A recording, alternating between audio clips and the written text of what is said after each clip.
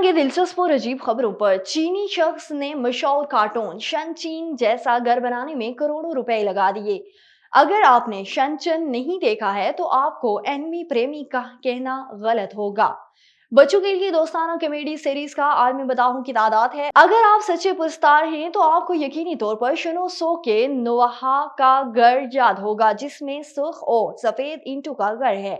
आप यकीन करें या ना करें, एक 21 साल नौजवान ने इस घर को दोबारा बनाने और इसमें रहने के लिए तकरीबन $4 लाख, तकरीबन 3.5 करोड़ रुपए खर्च कर दिए हैं। और हाल ही में न्यूयॉर्क पब्लिक लाइब्रेरी को 1936 की सवांग उमरी की किताब 72 साल बाद वापस मिल गई।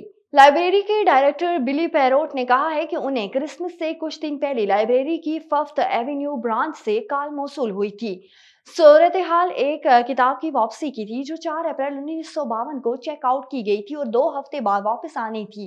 पैरेट ने बताया कि हम मामूल के मुताबिक हर वक्त 80 या 90 की दहाई से किताबें हासिल करते हैं, लेकिन सदी की ओर से शाज़ो नादिर ही चीजें मिलती हैं।